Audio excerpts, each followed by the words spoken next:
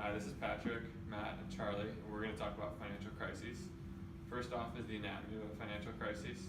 These often come after a period of boom as the asset prices experience a bust. This then translates into insolvencies at some financial institutions, and when the public gets word of this, then there's a fall in confidence of these financial institutions, which furthermore leads to a credit crunch as banks start to reduce their lending, which then can lead to a recession as aggregate demand starts to fall. And the real trouble is that this is a vicious cycle, so a recession then puts further pressure on asset prices and financial institutions, and the cycle continues unless something is done about it. One of the primary ways to combat a financial crisis is through a policy response. A more conventional way is to focus on high debt levels. A high debt level means that different companies have to make these debt obligation payments every so often, so it keeps them more composed and they can't be as risky.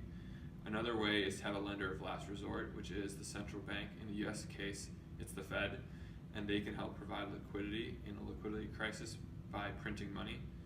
And then a last option is by injection of government funds. And this was the primary way that the US government was involved in the 2008 financial crisis. One of the specific ways is through giveaways. This is through an example of debt insurance.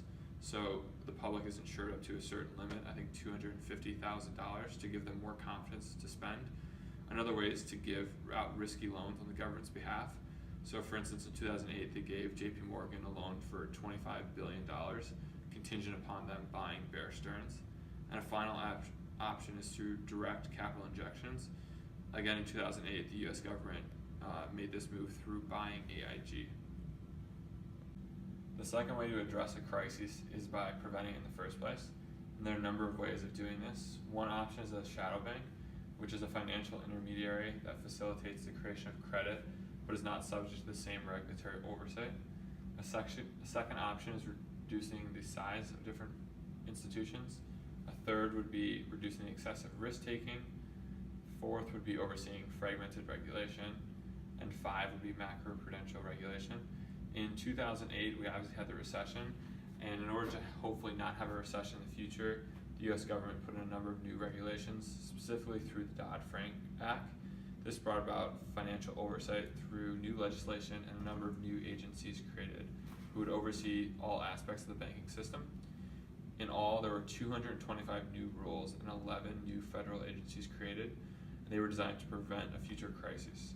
For example, the Federal Insurance Office, which monitors insurance companies that are considered too big to fail. This in essence ensures that very large companies cannot take large risks that might wreak havoc on the broader economy. So it's through different agencies like this that the government is trying to prevent future financial crises.